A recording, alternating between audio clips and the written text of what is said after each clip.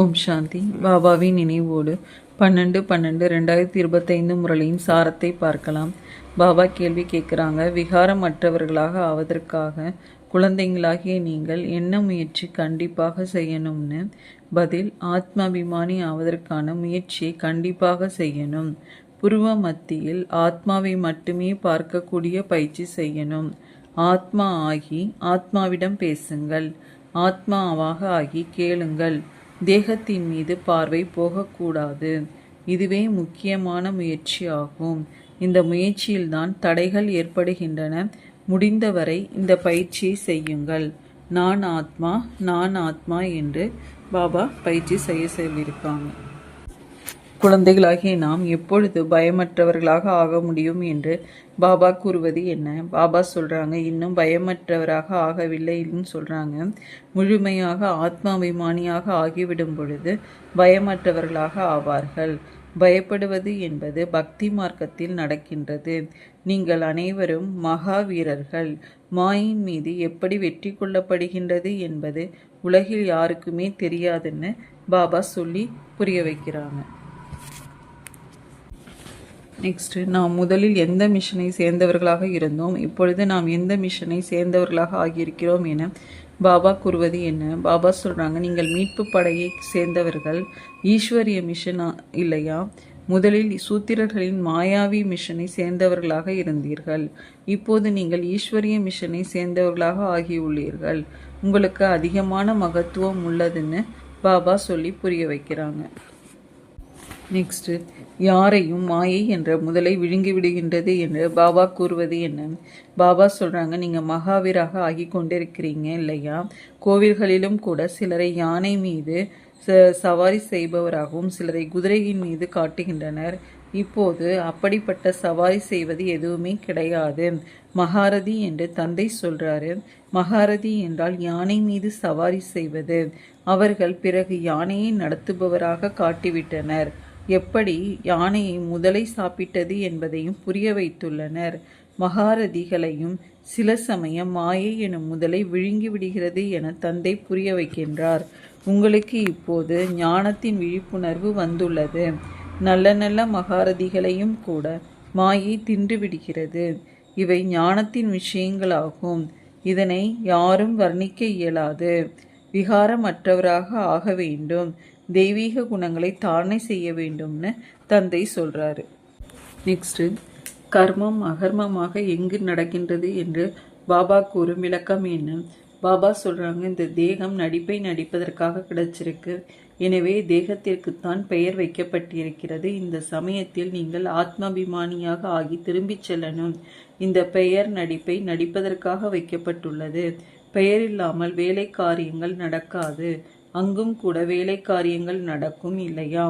ஆனால் நீங்கள் சதோ பிரதானமாக ஆகிவிடுகின்றீர்கள். அதனால் எந்த பாவ கர்மங்களும் நடக்காது. பாவ கர்மம் ஆகக்கூடிய எந்த கர்மங்களும் நீங்கள் செய்ய போவது இல்லை. மாயின் ராஜ்யம் இல்லை. ஆத்மாக்களாகிய நீங்கள் திரும்பி செல்ல வேண்டும் என இப்போது தந்தை சொல்லுகின்றார். இவை பழைய சரீரங்களாகும். பிறகு சத்யுகம் திரேதாயுகத்திற்கு செல்லுவீர்கள். அங்கே ஞானத்தின் அவசியம் கிடையாது. இங்கே உங்களுக்கு ஏன் ஞானத்தை கொடுக்கின்றார்? ஏனெனில் துர்கதியை அடைந்துள்ளீர்கள். கர்மம் அங்கும் கூட செய்யவே வேண்டும். ஆனால் அது கர்மம் எதிர்விளைவே இல்லாமல் ஆகிவிடும்னு பாபா சொல்லியிருக்காங்க. நெக்ஸ்ட், சத்யுகத்தில் எந்தெந்த விஷயங்கள் இருப்பதில்லை என்று பாபா கூறியிருப்பது என்ன?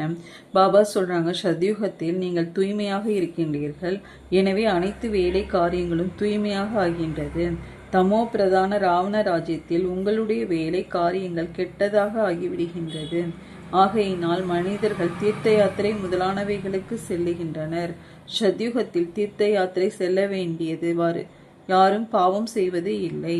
அங்கே நீங்கள் செய்யக்கூடிய காரியங்கள் சத்தியமானவையாக தான் செய்வீர்கள். சத்தியத்தின் வரதானம் கிடைத்துவிட்டுள்ளது. விகாரத்தின் விஷயமே இருக்காது. வேலை காரியங்களிலும் பொய் சொல்ல வேண்டிய அவசியம் இருக்காது. இங்கேயோ பேராசை இருப்பதால் மனிதர்கள் திருட்டு ஏமாற்று வேலைகளை செய்கின்றனர். அங்கே இந்த விஷயங்கள் இருப்பதே இல்லை. நாடகத்தின்படி நீங்கள் இப்படிப்பட்ட மலர்களாக ஆகிவிடுகின்றீர்கள். அது விகாரமற்ற உலகமாகும். இது விகாரமிக்க உலகமாகும்னு பாபா சொல்லியிருக்காங்க. எதில் வந்தால் மாயை பலமாக அடி கொடுக்கின்றது என்று பாபா கூறியிருப்பது என்ன? பாபா சொல்றாங்க, நான் உங்களுக்கு தூய்மையற்றவரிலிருந்து தூய்மை ஆவதற்கான வழியை காட்டுகின்றேன். நான் வருவேன் போவேன், எனக்கு நிறைய வேலைகள் செய்ய வேண்டி இருக்கும். குழந்தைகளிடமும் செல்லுகின்றேன், அவர்கள் மூலம் காரியங்கள் செய்விக்கின்றேன். இதில் சந்தேகத்தின் விஷயம் எதுவும் கொண்டு வர வேண்டாம். உங்களுடைய வேலை தந்தையை நினைவு செய்வது. சந்தேகத்தில் வந்தால் விழுந்து விடுகின்றனர். மாயை பலமாக அடி கொடுத்து விடுகின்றதுன்னு பாபா சொல்றாங்க.